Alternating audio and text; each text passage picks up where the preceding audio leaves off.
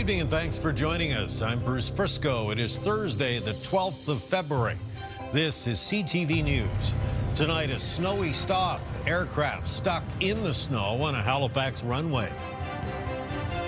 Beyond a crisis, health officials say hospitals are on the verge of becoming nursing homes.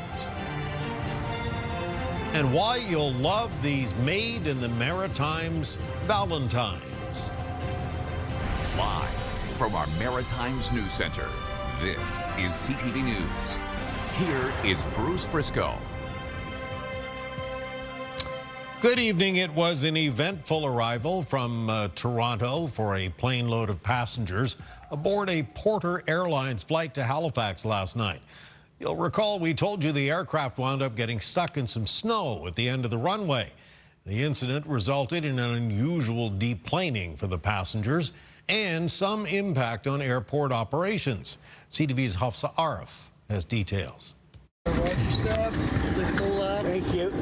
What was supposed to be a routine arrival turned into an unusual sight on the airfield, a plane stuck in the snow at the end of a runway. As of late this afternoon, the plane was still sitting on the runway. We arranged for buses to deplane the passengers and bus those passengers back to the terminal building. Following this aircraft incident, we did have to briefly close both runways just to make an assessment, but one of our runways was able to reopen quite quickly. Porter confirmed in a statement there were no reported injuries and passengers were transported by bus to the terminal in cooperation with the airport authority. There were 59 passengers and 5 crew members on board at the time. The second runway remained closed until Porter tows the aircraft, which it had planned to do by the end of the day.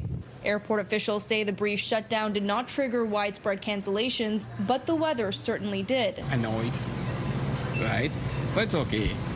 Right? It is what it is, right? The weather and stuff like the Mother Nature, we can't control it, right? So some stuff that we had to accept. The Transportation Safety Board says it's collecting information and is assessing what happened. Porter is also doing its own investigation into the cause. Hafsa Arif, CTV News.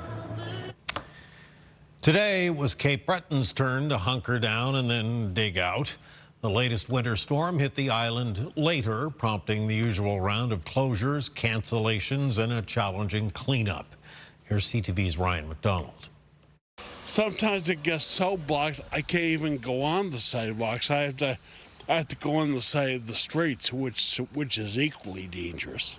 Today, with the sidewalks near his Argyle Street apartment snow-covered, he wasn't going anywhere. While he thinks the city is generally doing a good job getting rid of all this snow the past month, he says it often takes at least a day before the sidewalks he needs to use are cleared.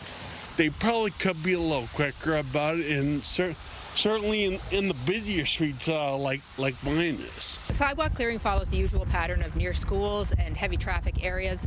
The CBRM feels that overall road and sidewalk clearing has gone pretty well given the back-to-back-to-back storms. For a couple of nights in a row on the last storm, we had to go out with the heavy equipment overnight to remove large amounts of snow from the downtown area, which is paying off now because we were able to handle this one much better.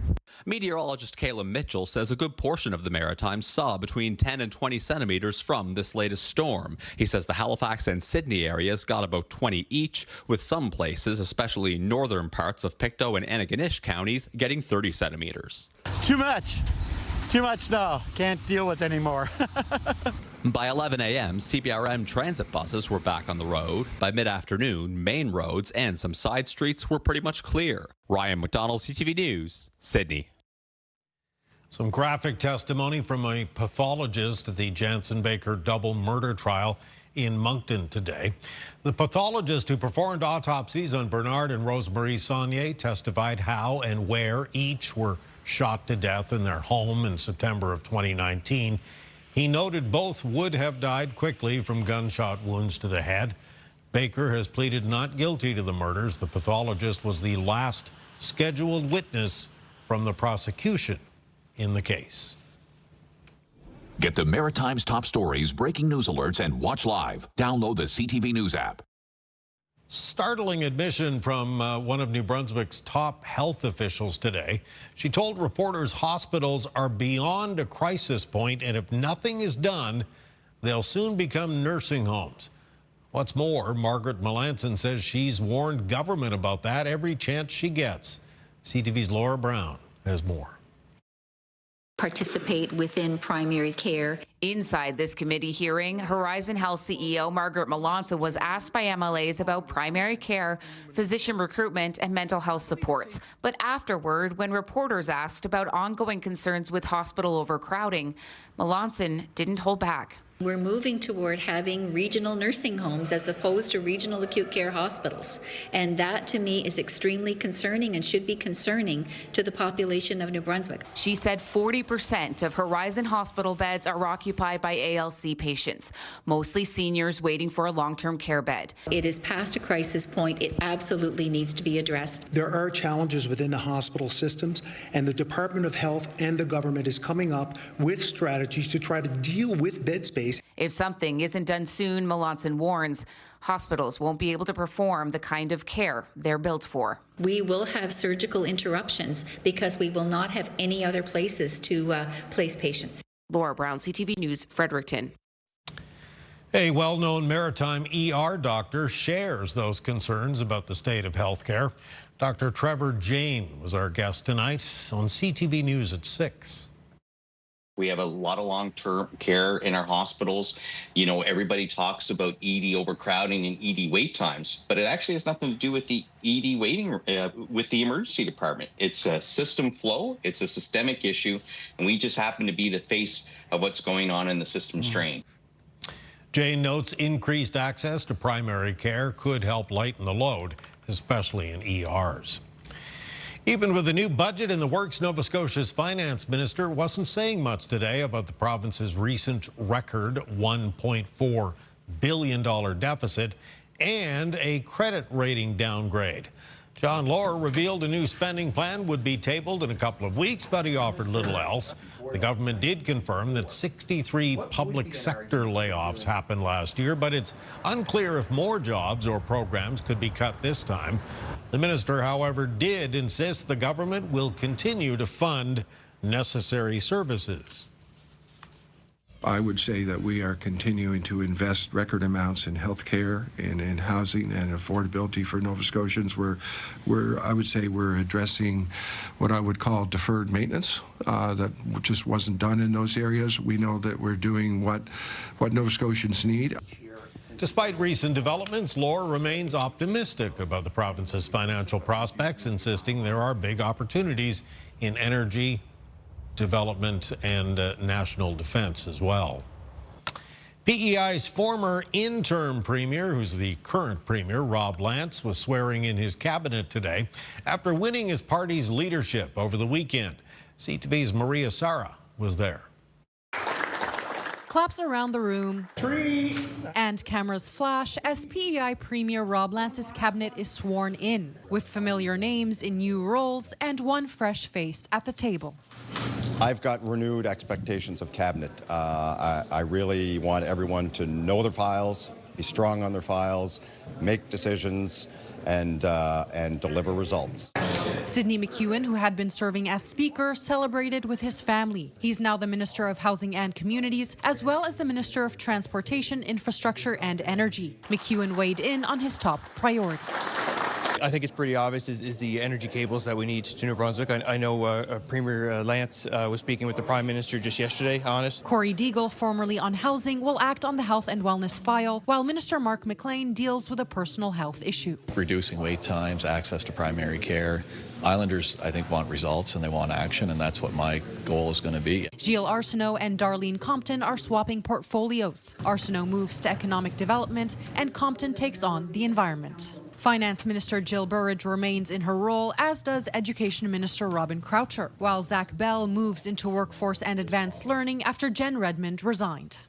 Lance said he's considering putting in place a mechanism to hold ministers accountable for delivering results on their respective files, but what that could look like is still unclear.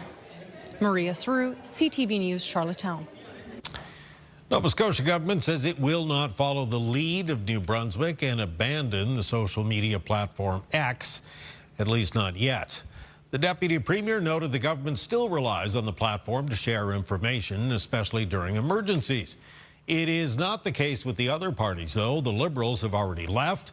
The NDP will pull the plug by the end of the week. There is no real reason to be on that platform. As we, as someone raised earlier, during the Mass Casualty Commission, we saw that if we want to effectively and quickly communicate with Nova Scotians, that isn't the right platform to be on. We stopped using it. So Liberal Caucus doesn't use it. I don't use it for a number of reasons. Obviously, like the violence that you see on it, and some of the stuff is pretty upsetting. The Houston government says it uses a number of social media channels to get emergency alert messaging out, which is the main reason for hanging on to X. A first-of-its-kind assessment of what climate change may look like in New Brunswick is projecting a pretty dramatic shift in the 4 seasons that we're used to seeing, noting that some of those effects are already taking place. Here's CTV's Nick Moore.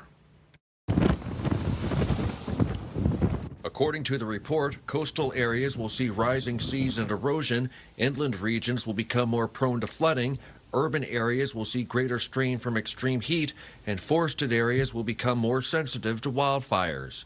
The risk report says the province's wildfire season will go from 206 days to 233 days by the 2050s and 243 days by the 2080s. By the turn of the century, relative sea levels could rise by over a meter. There could be a substantial lengthening of the frost-free season by up to 71 days, and there could be a doubling or even tripling in some areas of the number of hot days above 30 degrees Celsius. The assessment and projections were gathered by the Department of Environment and Local Government in partnership with the Climate Risk Institute. The province says it will be developing climate change mitigation plans from this information. Nick Moore, CTV News, Fredericton. Still to come tonight, Kaylin's full forecast as we ease toward Valentine's Day weekend, and we'll tell you about a Made in the Maritimes movie that premiered tonight. Coming up next, though, fueling a crisis. Tourism is one of the main sources of the economy, and we represent the single largest contingent. It's a favorite destination for Maritimers, but the situation in Cuba continues to deteriorate. More on the efforts to help when we come back.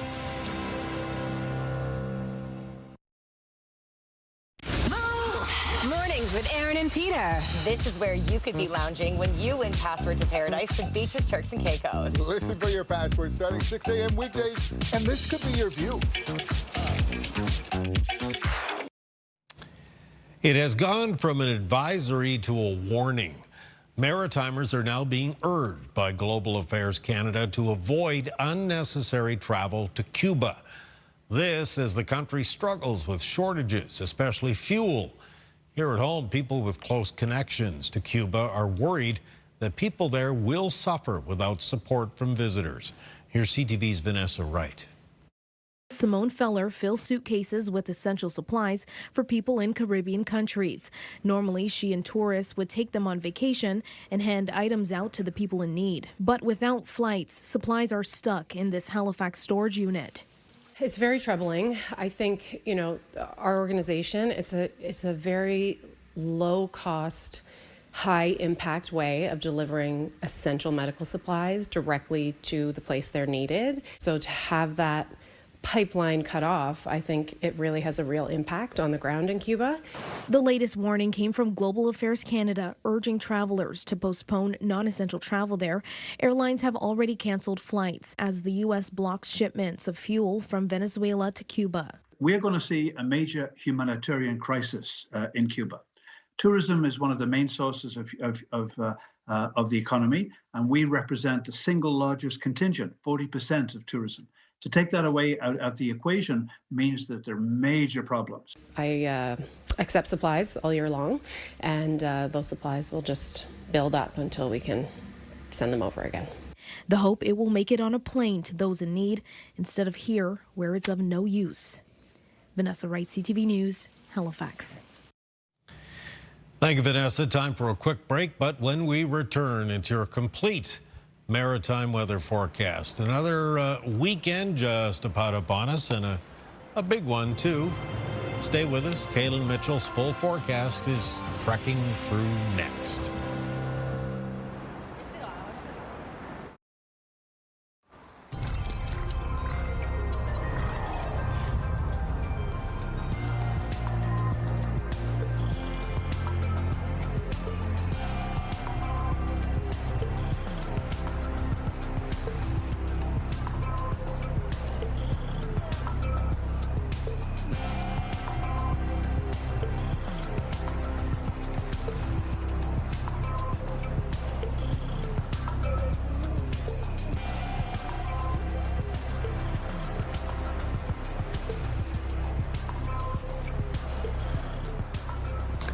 12th day of February, and a lot of us spent a good part of today kind of cleaning up, and I guess there was a fair amount to clean up in some places. Yeah, it was a pretty big snowfall across a good portion of the Maritimes. Widespread snowfall amounts of 10 to 20 centimeters across Nova Scotia and in the southwest of New Brunswick. And there were some pockets of some higher snowfall totals, getting up between 20 and 30 centimeters of snow. A few of those down near the southern part of the Annapolis Valley. Bear River reported 26 centimeters of snow. There was a report out of Hammonds Plains in Halifax County of 30 centimeters of snow, and a couple up around the north shore of Nova Scotia, 30 centimeters at New Glasgow, as well from an observer closer towards Antigonish. There were likely a few parts of Cape Breton as well that finished with some amounts higher than 20 centimeters. That 17 centimeters, that report was from this morning. For the Sydney area, there was still snow falling and accumulating at the time.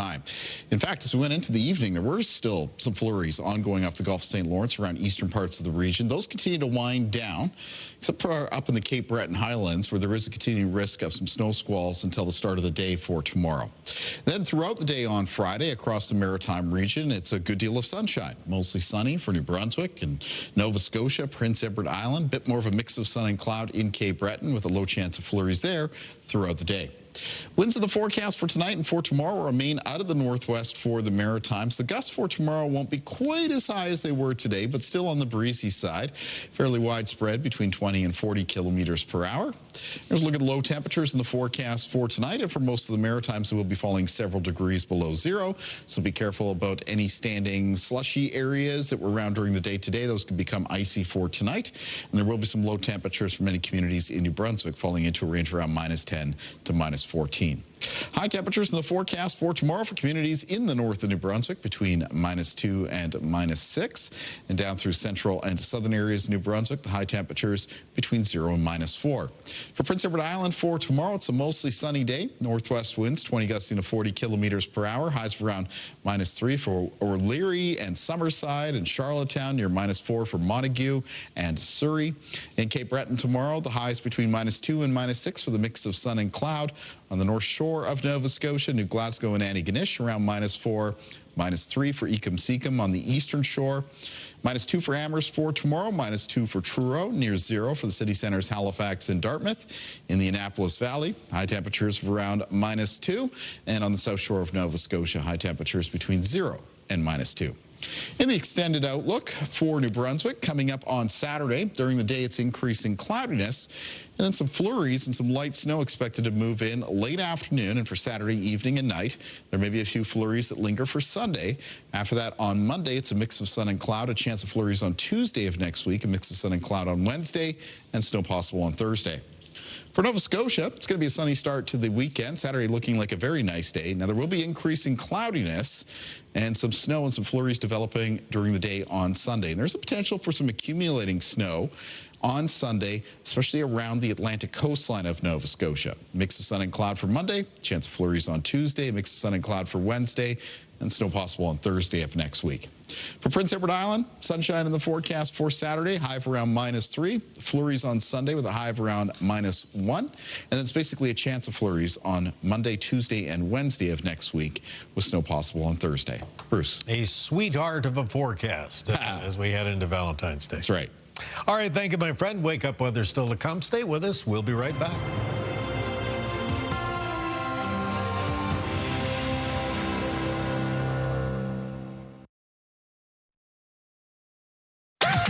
The #1 morning show in Halifax. Turk, Megan, and Amateur Alex. And home to the biggest artists.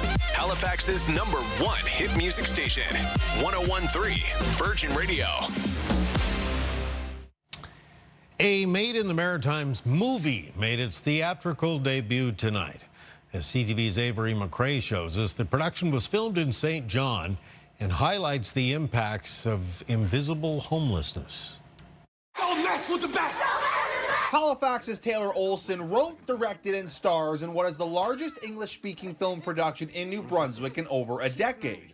Olson's character Gideon struggles with the challenges of being invisibly homeless while trying to maintain a relationship with his daughter, all set in the backdrop of the COVID-19 pandemic. I just hope that people walk away having, again, more empathy, but realizing that, these people are just like us, like they're They're people who are kind and are gracious and are hardworking and just trying to survive. The film demonstrates that just because someone is homeless, it doesn't mean they have done any wrong to lead them to the streets. Producers hope that message comes across, but in New Brunswick, there is another takeaway for audiences. We're really excited to show people that a film of this quality and scale can be made right here in our province, and we couldn't be prouder. The movie was filmed in and around St. John over the course of a few weeks in 2024. It's one of many new provincial productions in recent years. Officials hope it's only the beginning. If we can make film and television a viable industry here in New Brunswick, it could mean thousands of full-time unionized jobs for people. The movie will have a theatrical tour across New Brunswick next week and end in Halifax next Friday. Avery McRae, CTV News, St. John. Thank you, Avery. Time for one final break. Coming up, a card collection that will steal your heart just in time for Valentine's Day. First, though, it's your wake-up weather.